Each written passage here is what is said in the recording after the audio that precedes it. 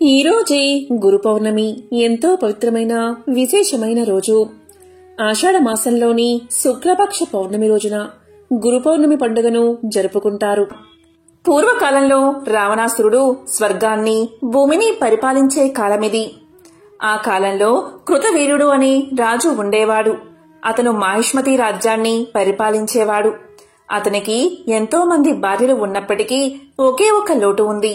అదే సంతానం లేకపోవడం. అతని భార్యల్లో ఒకరైన పద్మిని కృతవీర్యుని మనోవేదనను చూసి భరించలేక కర్దమ ఋషి దేవహూతి యొక్క కుమార్తె అయిన అనసూయను సంప్రదించింది. అనసూయాదేవి అత్రి మహర్షి యొక్క భార్య.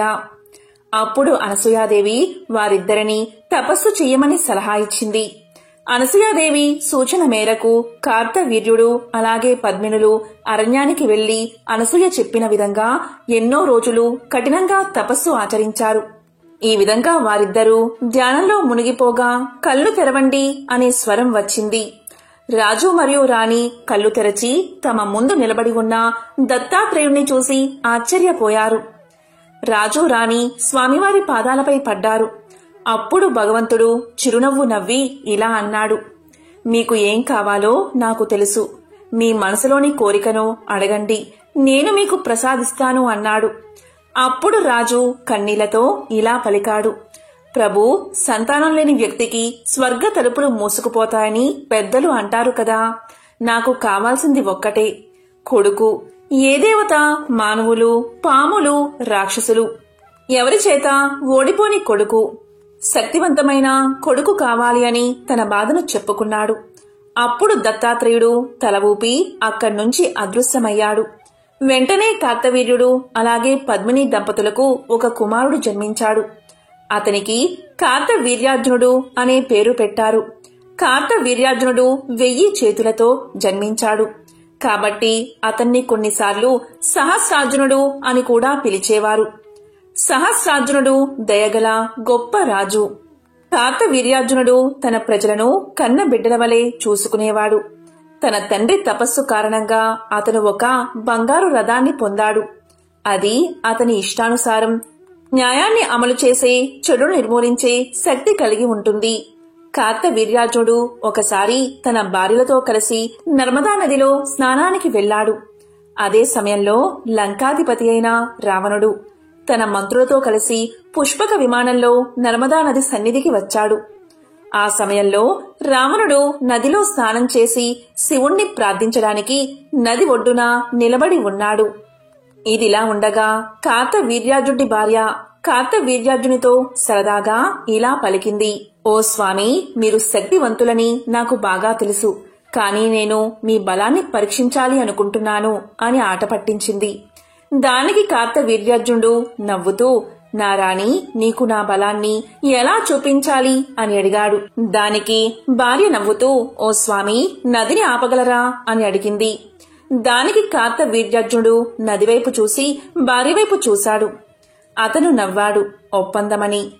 వెంటనే కార్తవీర్యార్జునుడు నది మధ్యలో కూర్చుని చేతులు పైకెత్తాడు. ఏకాగ్రతతో నదిని చూసి ఊపిరి పీల్చుకున్నాడు. నర్మదా నది నీరు ప్రవహిస్తుంది. వెంటనే తన చేతులతో నదీ ప్రవాహాన్ని ఆపేశాడు. రాణి రాజువైపు చూసి నవ్వుతూ చప్పట్లు కొట్టింది. చాలా బాగుంది, నువ్వు నిజంగానే అత్యంత శక్తివంతుడివి, నేను ఇంతవరకు చూడలేదు అని పలికింది. ఈ విధంగా కార్తవీర్యార్జునుడు నర్మదా ప్రవాహాన్ని ఆపడంతో రాజు ముందు భాగంలో నీరు ఉప్పొంగింది. తన పక్కనే ఉన్న చిన్న చిన్న దీవులను ముంచెత్తడం ప్రారంభించింది. ఒడ్డున నీరు పెరగడం ప్రారంభించింది. ఈ సమయంలో రావణుడు శివలింగాన్ని ప్రార్థిస్తున్నాడు. రావణుడు కళ్ళు తెరిచి చూడగానే ఆశ్చర్యంగా తన చుట్టూ నీరు ఉప్పొంగుతున్నట్లు గమనించాడు. నీళ్లను భయపడుతున్న మంత్రులను చూస్తుంటే ఇది సహజంగా జరిగిన పరిణామం కాదని రావణుడికి అర్థమయ్యింది. దీనికి కారణం ఏమిటి అని మంత్రులపై విరుచుకుపడ్డాడు. అప్పుడు మంత్రులు ఇలా పలికారు, మహారాజా, ఒక మనిషి 1000 చేతులున్న రాజు నదిని ఆపాడు అని సమాధానం చెప్పారు. దీంతో రావణుడికి కోపం వచ్చింది. కార్తవీర్యార్జునుడు మాహిష్మతికి రాజు, నదిని ఆపగల శక్తిమంతుడు, 1000 బాహువులు కలవాడు. నా ప్రార్థనకు భంగం కలిగించే ధైర్యం చేశాడు. దీనికోసం నేను అతని తల నరికేస్తాను అని కోపంగా దూకాడు రావణుడు. తన గదను ఎత్తుకుని తన పుష్పక విమానమెక్కి వాహనాల్ని అర్జునుడు ఉన్న ప్రదేశానికి వెళ్లమని ఆజ్ఞాపించాడు. కార్తవీర్యార్జున్ని చూస్తే బిగ్గరగా అరవడం మొదలుపెట్టాడు. ఒక నదిని ఆపగలిగినంత మాత్రాన నువ్వు బలవంతుడివి అని అనుకుంటున్నావు. నీతో పోరాడని దాని పట్ల నీ శక్తిని ఎందుకు చూపిస్తున్నావు? నువ్వు ఎంత శక్తిమంతమైన వాడివో నాకు చూపించు అని అన్నాడు రావణుడు. దానికి కార్తవీర్యార్జునుడు నవ్వుతూ తల ఊపి, రావణ, నీ విమానంలోంచి దిగి నీకేం కావాలో కోరుకో, ఇస్తాను అని పలికాడు. కార్తవీర్యార్జునుడు భయపడకుండా సమాధానం చెప్పడం చూసి రావణుడు తన విమానంలోంచి కిందకు దూకి మరో గర్జన చేసి చేతిలో గదతో ముందుకు వచ్చాడు. కార్తవీర్యార్జునుడు తన మెరుపు వేగంతో ప్రతిచర్యలతో తన గదను తానే తీసుకున్నాడు. గాలిలో గదలు కలిశాయి. రావణుడు, అర్జునుడు ఇద్దరూ ఒకరినొకరు చూసుకున్నారు. అర్జునుడు రావణుణ్ణి తన్నాడు. రావణుడు కిందపడి వెంటనే దూకాడు. రావణుడి మంత్రులు, అర్జునుడి రాణులు చూస్తూ ఉండగానే ఇద్దరు రాజుల మధ్య యుద్ధం చాలా కాలం కొనసాగింది. చివరగా తన 1000 బాహువుల మహామానవ బలంతో కార్తవీర్యుడు గదతో రావణుణ్ణి కొట్టాడు. ఒక్క సెకను రావణుడికి తల తిరుగుతున్నట్లు అనిపించి నల్లగా అయిపోయింది. కొన్ని రోజుల తర్వాత మాహిష్మతి రాజ్యానికి పులస్త్య బ్రహ్మ విచ్చేశాడు. కార్తవీర్యార్జునుడికి నమస్కారం చేసి ఇలా పలికాడు. కార్తవీర్యార్జున, నువ్వు నా మనవడిని యుద్ధంలో ఓడించి చెరసాల్లో ఉంచావని విన్నాను అని అనగానే కార్తవీర్యార్జునుడు, అవును ప్రభు, అతను యుద్ధానికి వచ్చాడు, అందుకే అతన్ని బంధించాను అన్నాడు. దానికి పులస్త్య బ్రహ్మ ఇలా పలికాడు. కార్తవీర్యార్జున, నా మనవుణ్ణి విడిచిపెట్టు. ఇక నీతో ఎప్పటికీ యుద్ధానికి రాడు. మీ స్నేహాన్ని గౌరవిస్తాడు అని నేను చెబుతున్నాను అని పలకగానే అతని మీద నమ్మకంతో కార్తవీర్యార్జునుడు రావణుణ్ణి విడిచిపెట్టాడు. కొన్ని పురాణాల్లో పతివ్రతల గురించి గొప్పగా చెబుతారు. అందులో మనకు ఎక్కువగా వినబడే పేరు సుమతి. ఆమె కథను ఇప్పుడు తెలుసుకుందాం. పూర్వం ప్రతిష్టానపురంలో కౌశికుడు అనే బ్రాహ్మణుడు ఉండేవాడు. అతని అదృష్టం కొద్దీ సుమతి భార్యగా లభించింది. కౌశికుడు ఎంత కోపిష్టివాడో అతని భార్య అయిన సుమతి అంత శాంత స్వభావం కలది. కౌశికుడు నిత్యం బయట తిరుగుతూ ఇతర స్త్రీల పట్ల అధికంగా వ్యామోహాన్ని కలిగి ఉండేవాడు. దానికి విరుద్ధంగా సుమతి మహాపతివ్రత. కౌశికుడు ఎక్కువగా చెడు తిరుగులు తిరగడంతో కుష్ఠరోగం తెచ్చుకున్నాడు. అయినప్పటికీ సుమతి మాత్రం అతన్ని వదలకుండా దైవంలాగే సేవ చేసుకుంటూ తన జీవితాన్ని గడుపుతూ ఉంటుంది. ఇలా ఉండగా కౌశికుడు ఒకనాడు వేశ్యకాంతను చూస్తాడు. తనను ఆమె దగ్గరకు తీసుకువెళ్లాల్సిందిగా నిత్యం తన భార్యను వేధిస్తూ ఉండేవాడు. దాంతో సుమతి ఒకరోజు వేశ్య దగ్గరకు వెళ్లి వేశ్యను ఒప్పిస్తుంది. అప్పుడు సుమతి తన భర్తను భుజాలపై ఎక్కించుకుని వేశ్య ఇంటికి తీసుకుపోతూ ఉండగా దారిలో ఒకచోట కౌశికుని కాలు చీకటిలో ఒకరికి తగులుతుంది. అయితే కాలు తగిలిన వ్యక్తి మాండవ్యముని. మాండవ్యమునికి కౌశికుడి కాలు తగలడంతో మాండవ్యముని కోపంతో ఇలా శపిస్తాడు. నన్ను బాధించిన నీ శరీరం సూర్యోదయం అయ్యేలోపు 1000 ముక్కలు కావాలి అని శపిస్తాడు. అక్కడే ఉన్న సుమతి మాండవ్యముని శాపం విని ఇలా అంటుంది. నా భర్త చనిపోకుండా ఉండాలి అంటే అసలు సూర్యోదయమే కాకుండా ఆగిపోవాలి అని కోరుకుంటుంది. ఆమె కోరిక నెరవేరి సూర్యోదయం కాకుండా అలాగే ఉండిపోతుంది. లోకమంతటా ఒక్కసారిగా తలకిందులు అయిపోతుంది. అప్పుడు బ్రహ్మాది దేవతలు, తల్లి, సూర్యోదయం కాకపోవడం వల్ల లోకాలన్నీ తల్లడిల్లిపోతున్నాయి. నీ భర్త చనిపోకుండా మేము అతన్ని రక్షించి ఆరోగ్యవంతుణ్ణి సుగుణవంతుణ్ణి చేస్తామని చెబుతారు. దాంతో సుమతి తన శాపాన్ని ఉపసంహరించుకుని సూర్యోదయం కావాల్సిందిగా అనుమతించింది. అలా సూర్యోదయం కాగానే కౌశికుడు మరణిస్తాడు. వెంటనే అనసూయ అక్కడికి చేరుకుని అతన్ని పునర్జీవితుణ్ణి చేస్తుంది. దాంతో అతడు నవ మన్మధుడిగా మారి భార్యతో కలిసి బ్రహ్మాది దేవతలను స్తుతించడం మొదలు పెడతాడు. పాతివ్రత్యం అంతటి శక్తివంతమైనది. మనం గోత్రాలలో ఆత్రేయ గోత్రమని వింటూ ఉంటాం కదా, అది అత్రి మహర్షి నుంచి ఉద్భవించినది. అత్రి మహర్షి బ్రహ్మ మానసపుత్రుల్లో మొదటివాడు. బ్రహ్మదేవుడు ఈయన్ని సృష్టి కార్యంలో సహాయం చేయడానికి పుట్టించాడు. అత్రి మహర్షి ఒక అనుకూలమైన స్థానాన్ని చూసి తపస్సు చేయడం ప్రారంభించాడు. ఆయన చేసిన ఘోరమైన తపస్సు వల్ల అతని కళ్ళలోంచి ఒక తేజస్సు బయటకు వచ్చి అది భూమి ఆకాశాలు మొత్తం వ్యాపించిపోయింది. అలా వచ్చిన తేజస్సుని భూమి ఆకాశాలు తట్టుకోలేకపోవడం వల్ల అది సముద్రంలో కలిసిపోతుంది. ఇది తెలుసుకున్న బ్రహ్మదేవుడు అత్రి మహర్షికి పెళ్ళయ్యాక ఆ తేజస్సులో కొంత భాగంతో చంద్రుడు తనకు కుమారుడై పుడతాడని, మిగిలిన తేజస్సు సముద్ర మదన సమయంలో వచ్చి చంద్రుణ్ణి చేరుతుందని వరాన్ని ప్రసాదిస్తాడు. కొంతకాలానికి అత్రి మహర్షికి కర్దమ ప్రజాపతి కూతురు అనసూయతో వివాహం జరుగుతుంది. ఆమె అత్రి మహర్షికి నిత్యం సేవలు చేస్తూ ఎంతో గొప్ప పతివ్రతగా పేరు తెచ్చుకుంటుంది. ఒకరోజు త్రిమూర్తులు ముగ్గురు కూడా ఆమె పాతివ్రత్యాన్ని పరీక్షించడానికి అత్రి మహర్షి ఆశ్రమానికి వచ్చి ఆతిథ్యం స్వీకరించడానికి వచ్చామని చెప్తారు. అత్రి మహర్షి ఎంతో ఆనందంతో వారికి అన్ని మర్యాదలు చేసి భోజనానికి కూర్చోమని ప్రార్థిస్తాడు. అప్పుడు త్రిమూర్తులు వారు అన్నం తినాలంటే వడ్డించే స్త్రీ వివస్థ అయి ఉండాలని పలుకుతారు. అనసూయాదేవి అంగీకారంతో అత్రి మహర్షి సరే అని మాట ఇస్తాడు.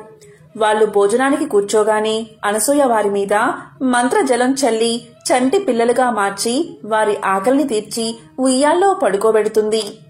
ఇది తెలుసుకున్న త్రిమూర్తుల భార్యలు అత్రి ఆశ్రమానికి వచ్చి అతనిని అనసూయాదేవిని వేడుకుని ఆ పసిపిల్లల్ని మళ్లీ త్రిమూర్తులుగా పొందుతారు. అప్పుడు ఆ త్రిమూర్తులు మా ముగ్గురి అంశతో మీకు మేము సంతానంగా పుడతామని చెప్పి వెళ్లిపోతారు. చాలా కాలం పిల్లలు కలగకపోవడంతో అత్రి మహర్షి భార్యతో కలిసి 100 సంవత్సరాలు తపస్సు చేస్తాడు. దానివల్ల కొన్నాళ్లకు అత్రి మహర్షి కంటిలోంచి చంద్రుడు, అనసూయాదేవి గర్భంలోంచి దత్తాత్రేయుడు, దూర్వాసుడు పుడతారు. పిల్లలు పుట్టాక తపస్సు చేసుకోవడానికి వెళ్తున్నాను, నువ్వు వస్తావా అని తన భార్యని అడుగుతాడు అత్రి మహర్షి. దానికి అనసూయాదేవి పిల్లలు చిన్నవాళ్లు, వాళ్లు కాస్త పెద్దయ్యాక వెళదామని చెబుతుంది. జీవనం సాగించడానికి ధనం అవసరం అవడంతో అత్రి మహర్షి పృథు చక్రవర్తి దగ్గరకు వెళ్తాడు. ఆ సమయంలో అశ్వమేధ యాగం చేస్తున్న పృథు చక్రవర్తి ఆ గుర్రాన్ని రక్షించడానికి తన కొడుకుతో వెళ్లమని అత్రి మహర్షిని అడుగుతాడు. దానికి ఒప్పుకుని వాళ్ల వెంట వెళతాడు అత్రి మహర్షి. అయితే పృథు చక్రవర్తి వైభవాన్ని చూడలేక ఇంద్రుడు ఆ గుర్రాన్ని దాచేస్తాడు. అత్రి మహర్షి తన దివ్య దృష్టితో చూసి ఆ విషయాన్ని పృథు చక్రవర్తి కొడుకులకు తెలియచేస్తాడు. దానితో వారు ఇంద్రుణ్ణి జయించి అశ్వాన్ని వెనక్కి తీసుకువస్తారు. అశ్వమేధ యాగం పూర్తయ్యాక పృథుడు ఇచ్చిన ధనాన్ని తీసుకెళ్లి తన పిల్లలకి ఇచ్చి అత్రి మహర్షి అనసూయాదేవితో కలిసి తపస్సు చేసుకోవడానికి వెళ్లిపోతాడు. అలాగే ఒకసారి దేవతలకి రాక్షసులకి యుద్ధం జరిగి అందులో రాహు వేసిన అస్త్రాలకి సూర్య చంద్రుల వెలుగు తగ్గి లోకమంతా చీకటిమయం అయిపోవడంతో అత్రి మహర్షి తన చూపులతోనే రాక్షసులందరినీ చంపేస్తాడు. అత్రి మహర్షి అనసూయ దంపతులు సాక్షాత్తు దత్తాత్రేయుడి తల్లిదండ్రులు. సర్వరోగ నివారణ దత్తమంత్రం. నమస్తే భగవన్ దేవ దత్తాత్రేయ జగత్ ప్రభో, సర్వరోగ ప్రశమనం కురు శాంతిం ప్రయచ్చమే. సర్వపాప నివారణ దత్త మంత్రం. అత్రిపుత్రో మహాతేజ దత్తాత్రేయో మహాముని, తస్య స్మరణ మాత్రేన సర్వపాపై ప్రముచ్యతే. ఈ మంత్రాలను పఠిస్తే చాలు సర్వపాపాలు నివృత్తి అవుతాయి. అలాగే దరిద్రం దూరమవుతుంది, సర్వరోగాలు నివారణ జరుగుతాయి. సర్వ అపరాధ నాశాయ సర్వ పాప హరాయ చ దేవదేవాయ దేవాయ శ్రీ దత్తాత్రేయ నమోస్తుతే. కర్మను తిరస్కరించేవాడికి, సమస్త పాపాలను నశింపచేసేవాడికి నేను నమస్కారం చేస్తున్నాను. నేను దేవతలందరికీ నమస్కారం చేస్తున్నాను. నేను శ్రీ గురు దత్తాత్రేయుడికి నమస్కారం చేస్తున్నాను. దత్తాత్రేయుడు సాక్షాత్తు బ్రహ్మ విష్ణు మహేశ్వరుల స్వరూపం. ప్రహ్లాదుడి గురించి మనందరికీ తెలిసిందే. చిన్నతనంలో విష్ణు భగవానుడి యొక్క నరసింహ అవతారాన్ని దర్శనం చేసుకున్నాడు. కాని అతను పెరిగి రాజు అయ్యాక దత్తాత్రేయుడి దర్శనాన్ని కూడా పొందాడు. ఆ కథ ఇప్పుడు విందాం. ప్రహ్లాదుడు రాజుగా అనేక భోగాలు అనుభవించాడు. ప్రాపంచిక దృక్కోణంలో అతనికి ఏమీ లోటు లేదు. అయినప్పటికీ అతని హృదయంలో తెలియని మూలలో అసంతృప్తి. క్రమంగా ఆ అసంతృప్తి అతనిని ఇబ్బంది పెట్టడం ప్రారంభించింది. ఈ ప్రపంచం యొక్క ముఖ్యమైన స్వభావం ఏమిటి? నా నిజమైన స్వభావం ఏమిటి? ఇలాంటి ప్రశ్నలు ఇంకా ఇతర వేదాంతిక ప్రశ్నలు ప్రహ్లాదుణ్ణి కలవరపెట్టసాగాయి. పండితుల లోతైన చర్చలు మరియు సలహాల తర్వాత ప్రహ్లాదుడు తన ప్రశ్నలకు సమాధానాలు కనుక్కోవడానికి ప్రపంచాన్ని చుట్టుముట్టాడు. కాలక్రమేణా ప్రహ్లాదుడు దక్షిణ భారతదేశంలోని కావేరీ నది ఒడ్డున ఉన్న సహ్యాది ప్రాంతాలకు చేరుకున్నాడు. కావేరీ నది ఒడ్డున ప్రహ్లాదుడు ఇసుక మరియు బురదలో తిరుగుతున్న ఒక మునిని చూశాడు. అతను మామూలు మనిషి కాదని ప్రహ్లాదుడు భావించాడు. వెంటనే ఆ మహర్షి దగ్గరకు వెళ్లి వినయంతో ఆయనకు సాష్టాంగ నమస్కారం చేశాడు.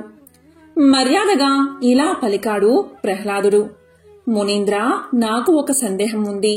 దయచేసి వినండి, అలాగే నాకు నిజం చెప్పండి. మహాత్మా, మీరు చాలా వింతగా చూస్తున్నారు. బురదలో ఉన్న మీ శరీరం బంగారంలా మెరిసిపోతుంది. మీ శరీరం చాలా మృదువుగా, అలాగే హృదయపూర్వకంగా ఉంది. దీనికి కారణం ఏమిటి? మీలో కొన్ని ప్రత్యేక లక్షణాలు కూడా ఉన్నాయి. మీరు చాలా తక్కువ మాట్లాడతారు. కొందరు మీ రూపాన్ని చూసి తిడతారు. మరికొందరు మిమ్మల్ని ప్రశంసిస్తూ మీ ముందు సాష్టాంగ పడతారు. కానీ మీరు రెండిటి పట్ల చాలా ఉదాసీనంగా కనిపిస్తారు. మీరు మొదటి వారిని తిట్టరు లేదా రెండో వారిని ప్రశంసించరు. మీ ప్రవర్తన లోక విధానానికి విరుద్ధం. మీరు ధర్మ నియమాలకు కూడా కట్టుబడి ఉన్నట్లు కనిపించడం లేదు. దయచేసి నాకు నిజాన్ని బోధించండి అని అడిగాడు ప్రహ్లాదుడు.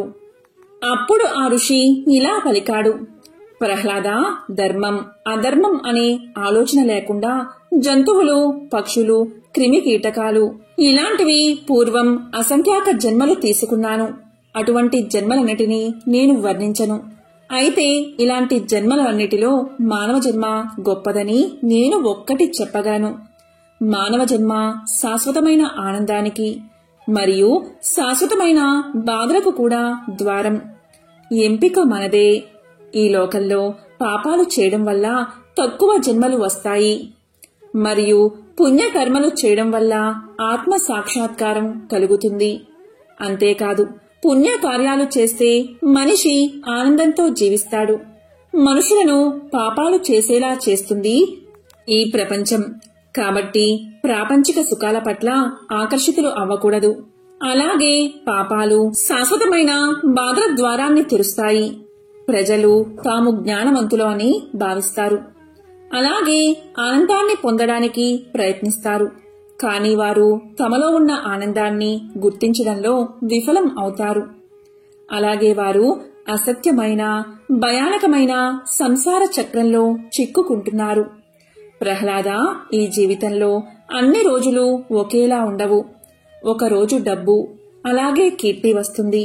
మరొక రోజు అది పోతుంది. ప్రాపంచిక జీవితంలో స్థిరత్వం లేదు. అది లోలకంలా ఊగుతుంది. ప్రజలు అన్ని పరిస్థితుల్లో స్థిరంగా ఉండడం నేర్చుకోవాలి. సంపద కోసం తృష్ణ విడిచిపెట్టడం ఉత్తమం.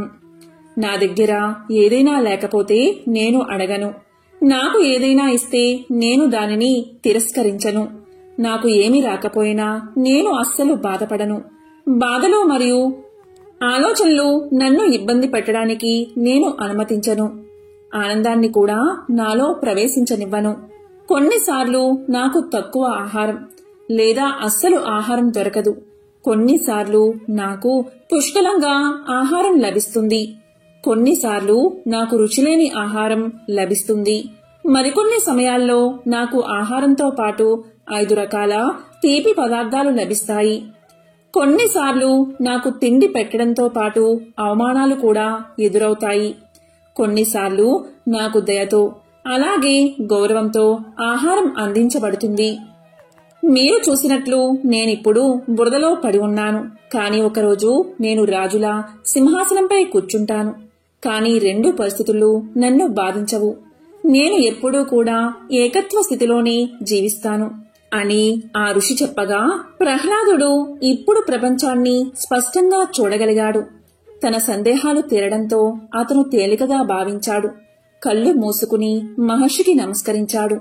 అతను నెమ్మదిగా కళ్ళు తెరిచినప్పుడు అతని ముఖంలో మధురమైన చిరునవ్వుతో భగవాన్ దత్తాత్రేయుడు సాక్షాత్కరించాడు. ఒకసారి యాదవ వంశానికి మూలపురుషుడైన యదువు అనే రాజు దత్తాత్రేయుణ్ణి చూసి ఇలా అన్నాడు. స్వామి, మీరు ఎలా సదానంద చిదానంద స్వరూపులై ఉండగలుగుతున్నారు అని అడిగాడు. అప్పుడు దత్తాత్రేయుల వారు ఇలా సమాధానం చెప్పారు. యదురాజా, నేను సమస్త ప్రకృతిని పరిశీలించి అన్నిటి నుండి జ్ఞానం సంపాదించాను. వాటి గురించి చెప్తాను, శ్రద్ధగా విను. ప్రకృతిలో నాకు 24 మంది గురువులున్నారు. కొన్నిటి నుండి ఎలా ఉండాలో తెలుసుకున్నాను, కొన్నిటి నుండి ఎలా ఉండకూడదో తెలుసుకున్నాను. ఆ విధంగా తానే స్వయంగా దేవతలు, రాజులు, మహర్షులకి ఎందరికో గురువైనప్పటికీ అహంకారం లేకుండా సృష్టిలోని ప్రతి అణువు నుండి నేర్చుకుంటూ శిష్యుడు కూడా అయ్యాడు దత్తాత్రేయుడు. ఈ జగత్తుకి, ప్రకృతికి తానే గురువైనా కూడా మనందరిలో జ్ఞానమనే జ్యోతిని వెలిగించడానికి జగద్గురువైన దత్తాత్రేయ స్వామి ప్రకృతిలోని 24 తత్వాలను తన గురువులుగా ప్రకటించుకున్నాడు. అవి ఏంటి అంటే, మొదటిది గురువు.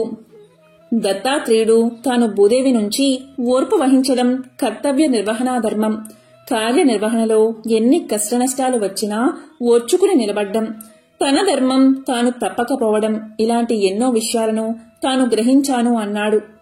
భూదేవి కన్నా ఓర్పు ఈ విశ్వంలో ఎవరికి ఉంటుంది? మానవుడు దుర్మార్గుడు. ఎన్ని అకృత్యాలకు పాల్పడినా ఓర్పు వహించి భరించేదే భూమాత. భూమిపై ఉండే వృక్షాలులాగా ఇతరులకు ఎలా ఉపయోగపడాలో నేర్చుకోవాలి అన్నాడు దత్తాత్రేయుడు. రెండవది వాయువు. గాలి మనకు పవిత్రత, వాసన లేని గుణం, అంటే ఎలాంటి విపరీత భావాలు లేకపోవడం, అందరితో తొందరగా కలిసిపోవడం లాంటి ఎన్నో గుణాలు నేర్పుతుంది. అందుకే మన మనసుని సాధ్యమైనంత వరకు మన అదుపులో పెట్టుకుని పరమాత్మ వైపు నడిపించే ప్రయత్నం చెయ్యాలి. ఇక మూడవది ఆకాశం. విశ్వాన్ని అంతా కప్పి ఉంచే ఆకాశం అంతటా వ్యాపించి ఉంది. ఎలా అయితే ఆకాశంలో ఎలాంటి పదార్థం ఉండకుండా పూర్తి ఖాళీగా ఉంటుందో, అలాగే ఒక జ్ఞాని తన ప్రవచనాల్లో కూడా ఎలాంటి భావాలను ఉంచుకోకూడదని చెప్పాడు దత్తాత్రేయుడు. నాలుగవది జలం, అంటే నీరు. ఋషి లేదా జ్ఞాని జలం లాంటివాడు, జ్ఞాని నీరుగా స్వచ్ఛమైన మనసు కలవాడు. ఇక ఐదవది అగ్ని. అగ్ని సమస్తాన్ని కబలించి ఆహారంగా స్వీకరిస్తుంది. అపవిత్ర పదార్థాలను స్వీకరించినా కాని తాను మాత్రం పవిత్రంగానే ఉంటుంది.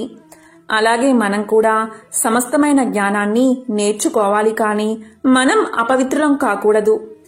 ఇక ఆరవది చంద్రుడు, ఏడవది సూర్యుడు, ఎనిమిదవది పావురం, తొమ్మిదవది కొండ చిలువ, 10వది తేనెటీగ, 11వది ఎలుగుబంటి, 12వది రాబందు, 13వది సముద్రం, 14వది మినుగురు పురుగు, 15వది ఏనుగు, 16వది జింక, 17వది చేప, 18వది వేశ్య, 19వది పసిపిల్లవాడు.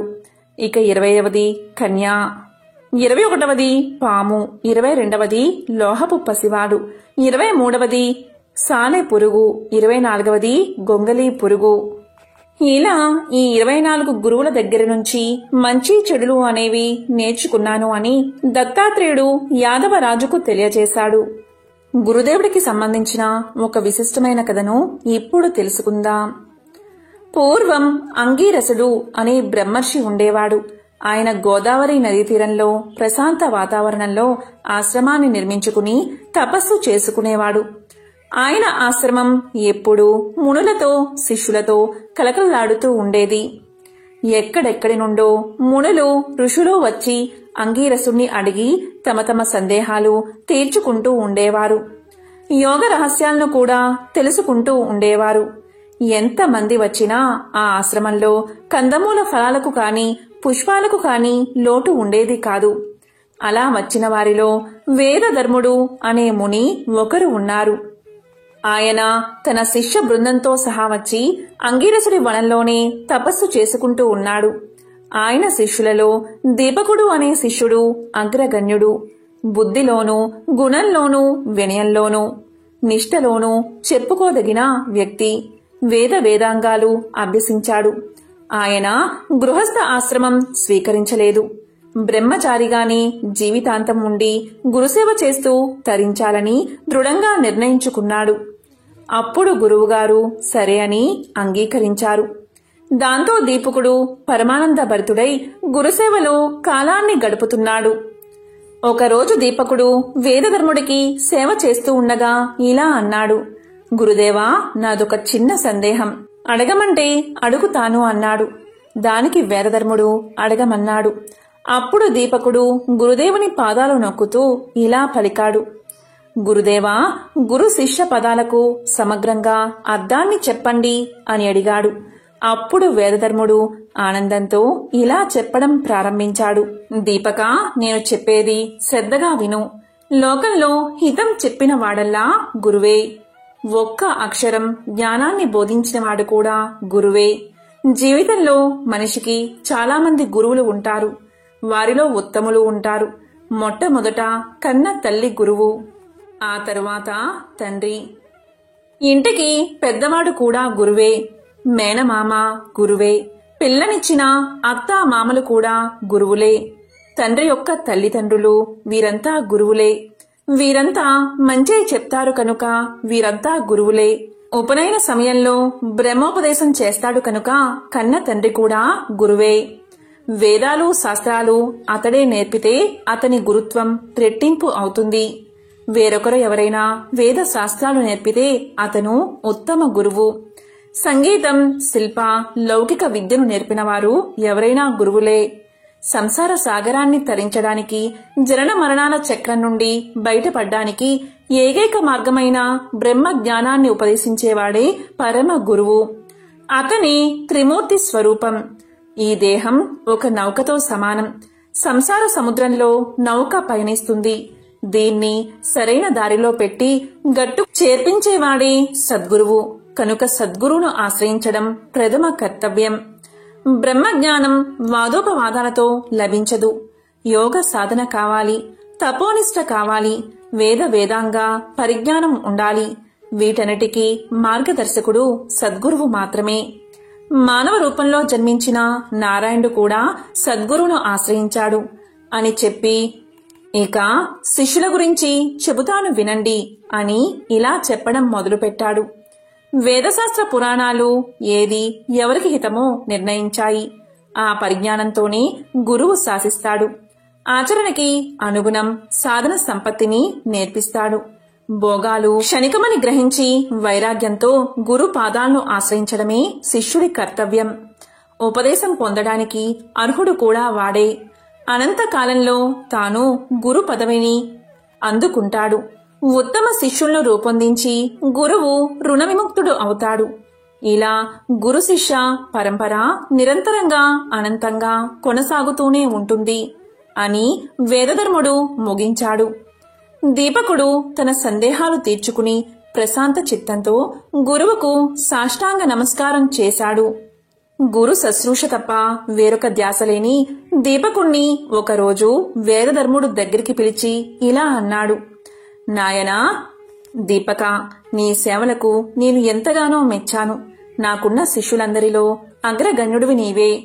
నాకొక అవసరం ఉంది. ముందు విను, తరువాత సమాధానం చెబుదువు కాని తొందర లేదు అని ఇలా పలికాడు. నాయనా దీపక, నేను అనుభవించవలసిన కొన్ని కర్మలు ఇంకా మిగిలే ఉన్నాయి. అవి పూర్వజన్మ సంచితాలు. తపస్సుతో కొంతవరకు నశింప చేసుకున్నాను. ఇంకా కొన్ని మిగిలే ఉన్నాయి. అవి తప్పనిసరిగా అనుభవించి నశింప చేసుకోవడమే ఉత్తమ మార్గం. అందుకని కాశీకి వెళ్దామని అనుకుంటున్నాను. ఆ పుణ్యక్షేత్రంలో అయితే మహామహా పాతకాలు కూడా స్వల్ప ప్రాయచిత్తాలతో నశింప చేసుకోవచ్చు. పుణ్య ఫలాల మాదిరిగానే పాప ఫలాలు ఎక్కడికి పోవు. కర్త అనుభవించి తీరవలసిందే. దేవతలకైనా ఇది తప్పదు. కనుక నేను ఈ నిర్ణయం తీసుకున్నాను. కాశీలో నేను పాప ఫలాలు అనుభవిస్తున్న వేళ విసుక్కోకుండా కసురుకోకుండా సేవలు చేసే శిష్యుడు నాకు కావాలి. నా మనసుకి నీవు కనిపించావు. నేను నిర్ణయిస్తే నీవు కాదు అని అనమని తెలుసు. కాని ఇది 1-2 రోజులు కాదు. దృఢ దీక్ష ఉండాలి, అంకిత భావం ఉండాలి. అది కాకుండా నీవు ఇప్పుడు గృహస్థ ఆశ్రమానికి యోగ్యమైన వయసులో ఉన్నావు. విద్యలన్నీ పూర్తి చేసుకున్నావు. నీ మనసు ఏమంటుందో తొందర లేదు, ఆలోచించుకుని చెప్పు అన్నాడు. అప్పుడు దీపకుడు ఇలా అన్నాడు, గురుదేవా, మీరు ఇంతగా చెప్పాలా? నేను మీ సేవకే అంకితం అయిపోయాను. మీ సేవలో జీవించడమే నా ధ్యేయం. నా దీక్ష మనసులో కూడా నన్ను శంకించకండి. కాశీలో ఉండి మీ సేవ చేసుకునే భాగ్యాన్ని ప్రసాదించండి అన్నాడు. దానికి వేదధర్ముడు ఇలా పలికాడు, నాయనా దీపక, నువ్వు ఇలా అంటావని నాకు తెలుసు. కనుకే నిన్ను అడిగాను. కాని కాశీలో పాప ఫలాన్ని అనుసరించి నేను కుష్ఠరోగ పీడితుణ్ణి కాబోతున్నాను. కుంటితనము, గుడ్డితనము వస్తాయి. ఇవన్నీ 21 సంవత్సరం పాటు అనుభవించవలసినవి. ఇవన్నీ పూర్వజన్మ సంచితాలు. ఇన్ని సంవత్సరాలు సేవ చెయ్యాలి మరి అన్నాడు. అప్పుడు దీపకుడు ఇలా పలికాడు, గురోత్తమా, తప్పకుండా చేస్తాను. కాని నాకు ఒక సందేహం. ఆ పాపాన్ని మీరే అనుభవించాలా? నాకు సంక్రమింప చెయ్యండి, నేను అనుభవిస్తాను. మీరు నిరాటంకంగా తపస్సు చేసుకోండి అన్నాడు. అప్పుడు వేదధర్ముడు ఇలా పలికాడు, నాయనా, ఎవరి పాపాలు వారు అనుభవించవలసిందే. పాప ఫలాలు కర్తలకే చెందుతాయి తప్ప శిష్యుడికో, పుత్రుడికో లేదా ఇంకొకరికో పులుముదాము అని అనుకుంటే అంటుకోవు. కనుక నా పాప ఫలాలను నేనే అనుభవిస్తాను. అనుభవిస్తున్న సమయంలో సేవ చేస్తే చాలు. కుష్ఠిరోగికి సేవలు చేయడం అంటే అది అనుభవించడం కన్నా కష్టం. దానికి నువ్వు అంగీకరించావు. పద, వెంటనే కాశీకి చేరుకుందాం అని త్వరగా ఇద్దరూ మనోవేగంతో కాశీకి చేరుకున్నారు. గంగానదిలో మణికర్ణికా ఘట్టంలో స్నానం చేశారు. డుండి గణపతిని, కాలభైరవుణ్ణి, అన్నపూర్ణమ్మను, విశ్వేశ్వరుణ్ణి దర్శించుకున్నారు. అక్కడే ఉత్తర దిక్కుగా ఒక చిన్న కుటీరాన్ని నిర్మించుకుని నివాసాన్ని ఏర్పాటు చేసుకున్నారు. ఒకరోజు తెల్లవారి నిద్రలేచేసరికి వేదధర్ముడి శరీరం నిండా పొక్కులు వచ్చాయి. క్షణంలో కాళ్ళు చేతులు తిమ్మిర్లు ఎక్కాయి. పొక్కులు చితికి చీము, నెత్తురు కారసాగాయి. చూస్తూ ఉండగానే శరీరమంతా వడలతో నిండిపోయింది. చూపు మందగించింది. కంఠస్వరం మారిపోయింది. వేళ్లు వంకర్లు తిరిగాయి. కుష్ఠితనము, కుంటితనము, గుడ్డితనము ఒక్కసారిగా వేదధర్ముణ్ణి ముంచెత్తాయి. క్రమక్రమంగా రోగం బాగా ముదిరిపోయింది. అస్సలు కదల్లేని పరిస్థితికి వచ్చింది. అన్నీ మంచంలోనే. భరించలేని దుర్వాసన. దీనికి తోడు కాశీలోని ఈగలన్నీ అతన్ని చుట్టుముట్టాయి. రోగబాధతో వికృతంగా మారిపోయాడు. మెడలు వాల్చి ముఖం ఏటవాలుగా తిప్పి కనిపించని కన్నులతో దీపకా అని అరుస్తూనే ఉన్నాడు. దీపకుడు మాత్రం నిమిషం ఏమరకుండా సకల సేవలు చేస్తున్నాడు. పసిబిడ్డను చూసుకుంటున్నట్లుగా చూసుకుంటున్నాడు. ఎంత దుర్గంధమైనా మొహం తిప్పుకోకుండా భరిస్తూ గురువుగారు ఉన్న ప్రదేశాన్ని, ఆయన శరీరాన్ని శుభ్రం చేస్తూ ఈగళ్లు తోలుతూ సేవ చేస్తున్నాడు. గురువుగారికి కొద్దిగా కునుకు పట్టిన సమయంలో గబగబా 4 ఇళ్లు తిరిగి యాచించి ఆహారం తెస్తున్నాడు. గురువుగారి ఆకలి ఎరిగి బతిమాలి తినిపిస్తున్నాడు. కుష్ఠరోగికి కోపం ఎక్కువ అంటారు. వేదధర్ముడు నిష్కారణంగా దీపకుణ్ణి తిట్టి పోస్తున్నాడు. ఈ పనులు కూడా చెయ్యలేని వాడివి, ఎందుకు వచ్చావని దీపకుణ్ణి పొడుస్తున్నాడు. ఒక రకంగా కాదు, నానా దుర్భాషలు ఆడుతున్నాడు. మరుక్షణంలోనే మళ్లీ సౌమ్యుడు అవుతున్నాడు. నాయనా దీపక, తండ్రి దీపక అని అంటున్నాడు. నిన్ను బాధ పెడుతున్నాను కదా అని విలపిస్తున్నాడు. మళ్లీ అంతలోనే అనరాని మాటలతో తిట్టి పోస్తున్నాడు. దీపకుడు మాత్రం అన్నిటినీ ఓర్చుకుని చెరగని చిరునవ్వుతో నిగ్రహంతో సేవలు చేస్తున్నాడు. ఏ నిమిషాన గురువుగారికి ఏ అవసరం అవుతుందా అని మంచం పక్కనే ఉండి రేయింబవళ్లు మెలకుగా కూర్చుంటున్నాడు. కాశీకి వచ్చింది మొదలు. కంటి నిండా నిద్రపోయిన రోజు లేదు, కడుపు నిండా తిన్న రోజు కూడా లేదు. ఆయన గురుసేవ చేస్తున్నాను అనే తృప్తి అతన్ని నిలబెడుతుంది. లభించబోయే ముక్తి అతన్ని నడిపిస్తుంది. రోజులు, వారాలు, నెలలు, సంవత్సరాలు గడిసిపోతున్నాయి. ఒకరోజు తెల్లవారుజామున దీపకుడు గంగానదికి వెళ్లి తాను స్నానం చేసి యథావిధిగా గురువుగారి శరీరాన్ని శుభ్రం చేయడానికి అవసరమైన గంగాజలాన్ని కడవన ఎత్తుకుని గురువుగారు లేచారేమో అని అనుకుని వడివడిగా కుటీరంలోకి వస్తున్నాడు. ఇంతలో కుటీరానికి చేరువలో దీపకుడికి ఎదురుగా కాశీ విశ్వేశ్వరుడు దర్శనం ఇచ్చాడు. విశ్వేశ్వరుడు ఇలా పలికాడు, దీపక, నువ్వు చేస్తున్న గురుసేవకు నేను ఎంతో సంతోషించాను. ఏదైనా వరం కోరుకో అన్నాడు. దానికి దీపకుడు సంభ్రమ ఆశ్చర్యాలతో సాష్టాంగపడి విశ్వనాథుణ్ణి సేవించి స్తుతించాడు. నేను ఎంతో అదృష్టవంతుణ్ణి. నాకు మీరు వరం కూడా ఇస్తాను అంటున్నారు. నేను ఆనంద పరవశంలో ఉన్నాను. ఏమని అడగాలో కూడా నాకు తెలియడం లేదు. ఒక్క నిమిషం ఆగండి, కుటీరంలోకి వెళ్లి గురువుగారిని అడిగి వస్తాను అంటూ కుటీరంలోకి ప్రవేశించాడు. ప్రవేశించిన వెంటనే గురుదేవా, శివుడు ప్రత్యక్షమయ్యాడు. వరం కూడా ఇస్తాను అంటున్నాడు. నా గురు శుశ్రూషకు సంతోషించాట. మీరు అనుమతిస్తే మీ అంధత్వము, మీ కుష్టితనము పోయేటట్లుగా వరాన్ని అడుగుతాను. అడగమంటారా అన్నాడు. అప్పుడు వేదధర్ముడు గంభీర స్వరంతో, నాయనా దీపక, శివుడంతటివాడు ప్రత్యక్షమై వరం కోరుకోమంటే ఇంతకంటే అడగడానికి నీకేమీ దొరకలేదా? ఐహిక విషయాలు అడగవలసింది. పైగా నా రోగం పాప ఫలమని గత్యంతరం లేక అనుభవించవలసిందే అని ఎన్నోసార్లు నీకు చెప్పాను కదా అన్నాడు. వేదధర్ముడి మాటల్లో విసుగు గుర్తించాడు దీపకుడు. కుటీరం బయటకు వచ్చి శివుడికి నమస్కారం చేసి, ఓ అష్టమూర్తి, నీ వాత్సల్యానికి ధన్యవాదాలు. నిన్ను ఇప్పుడు అడగదగింది నాకు ఏదీ కనిపించడం లేదు, క్షమించు అన్నాడు. దానికి విశ్వేశ్వరుడు, అదేమిటి నాయనా, కనిపించడం లేదా? మీ గురువుగారి ఆరోగ్యం సరిచేయమని కోరుకోవచ్చు కదా అన్నాడు. దానికి దీపకుడు నిరాకరించాడు. అలాంటి వరం అడిగేందుకు గురువుగారి అనుమతి లేదు. సెలవు ఇప్పించండి, గురువుగారికి సేవ చేసుకోవాలి అని రివ్వున కుటీరంలోకి వెళ్లి గురుసేవలో నిమగ్నమైపోయాడు దీపకుడు.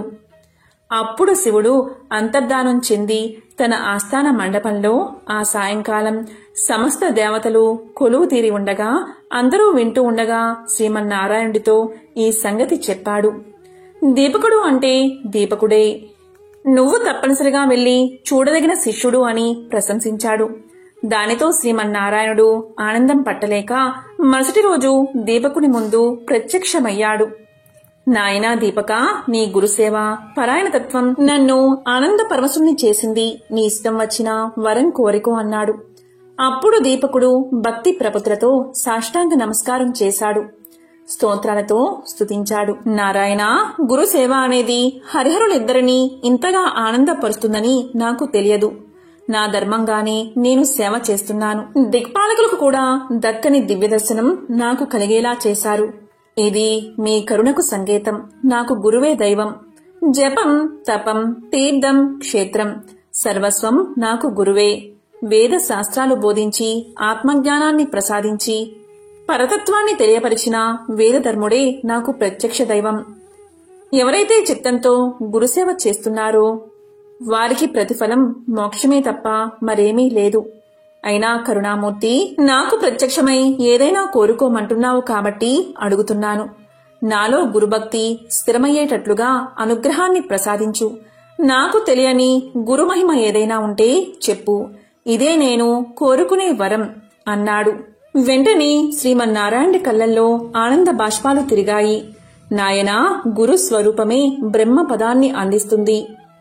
ఉదర పోషణకు అవసరమైన లౌకిక విద్యలు నేర్పేవాడు సాధారణ గురువు. ధర్మాధర్మ వివేకాన్ని కలిగించేవాడు అతని కంటే గనుడు. ధర్మపదంలో నడిపించే గురువే ప్రత్యక్ష దైవం. సద్గురువులను సేవించే శిష్యులు అంటే మా త్రిమూర్తులకు చాలా ఇష్టం. నీకు సకల శుభాలు కలుగుగాక అని ఆశీర్వదించి నారాయణుడు అదృశ్యమయ్యాడు. కుటీరంలో ఉన్న వేదధర్ముడికి మెలకు వచ్చింది. దీపకుణ్ణి పిలిచి, నాయనా దీపక, ఎవరు వచ్చింది? నీవు ఎవరితో మాట్లాడుతున్నావు అని అడిగాడు. దానికి దీపకుడు వేదధర్ముడికి నమస్కారం చేసి పరమ ఆనందంతో జరిగిన వృత్తాంతాన్ని చెప్పాడు. వేదధర్ముడి ముఖంలో ఆనందం, కళ్ళల్లో వాత్సల్యం తలుక్కుని మెరిశాయి. దృఢ చిత్తంతో స్థిర సంకల్పంతో దీపకుడు సేవలు చేస్తూ ఉండగా 21 సంవత్సరాలు గడిచిపోయాయి. వేదధర్ముడి పాపాలు నశించాయి. కుష్ఠురోగం, అంధత్వం ఎవరో తీసివేసినట్లుగా తొలగిపోయాయి. శరీరం మీద ఆనవాలుగా ఒక్క మచ్చ కూడా లేదు. బూడిద నుండి వెలువడిన అగ్ని కణంలా ప్రకాశిస్తున్నాడు. దీపకుడు ఆనందంతో ఉక్కిరి బిక్కిరి అయ్యాడు. గురుదేవా అంటూ వేదధర్ముడి పాదాల మీద పడి సాష్టాంగ నమస్కారం చేశాడు. అప్పుడు వేదధర్ముడు ఇలా పలికాడు, నాయనా దీపక, నీ సేవలు ఫలించాయి. పూర్వజన్మ సంచితాలైన నా పాపకర్మలు వదిలిపోయాయి. ఈ పుణ్యమంతా నీదే. నీ గురుభక్తి చరిత్రలో చిరస్థాయిగా నిలిచిపోతుంది. నా విధులు నీకు పరిచారికులు అవుతాయి. అష్టసిద్ధులు సంప్రాప్తిస్తాయి. ఇక నుంచి ఉత్తమమైన శిష్యుడి విషయంలో ముందు నిన్నే చెప్పుకుంటారు. కాశీకి వచ్చిన ఏ ప్రాణినైనా తరింపచేస్తాడు ఆ విశ్వేశ్వరుడు. ఆ విశ్వనాథుడు ఈ భూగోళంలో కాశీకి మించిన క్షేత్రం లేదు.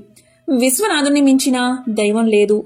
ముక్తిని కోరుకునే వారందరికీ కాశీవాసం కొంగు బంగారం. మహాప్రళయంలో కూడా నశించకుండా నిలిచే ఏకైక అద్భుత క్షేత్రం కాశీ. కాశీలో నివసిస్తూ గంగానది కాల భైరవుడు నుండి విఘ్నేశ్వరుడు, దండపాణి, విశాలాక్షి, విశ్వనాథులు ఆరుగురిని సేవించేవారిని షడాంగ యోగులు అంటారు. ఎక్కడెక్కడో నివసిస్తూ యమ, నియమ, ప్రాణాయామ, ఆసన, ప్రత్యంగ, ధ్యాన సమాధులను అవలంబించే అష్టాంగ యోగుల కన్నా వీరు పుణ్యాత్ములు. కాబట్టి దీపక, మనం కాశీలోనే ఉండిపోదాం. ఈ 21 సంవత్సరాలు విసుగు విరామం లేకుండా నిద్రాహారాలకు దూరమై నాకు సేవలు చేశావు. నా అంతరంగం ఆనందం అయ్యింది. సాక్షాత్తు విశ్వనాథుడు నారాయణుడు ప్రత్యక్షమై వరాలు కోరుకోమన్నా నిశ్చలమైన గురుభక్తిని కోరుకున్నావు. అలాంటి నీకు ఇవ్వదగింది చెప్పదగింది ఏముంది అని ఆనందంతో సంతోషంతో శిష్యుణ్ణి ఆలింగనం చేసుకున్నాడు గురువుగారైన వేదధర్ముడు. ఎంతో పవిత్రమైన విశేషమైన ఈ కథను విన్నా, చదివినా, చెప్పినా, వినిపించినా సకల శుభాలు కలుగుతాయి. జన్మల దోషాలు తొలగి కోటి జన్మల పుణ్యం వస్తుంది. ఓం నమో నారాయణాయ. ఓం నమః శివాయ. ఓం దత్తాత్రేయ స్వామినే నమః.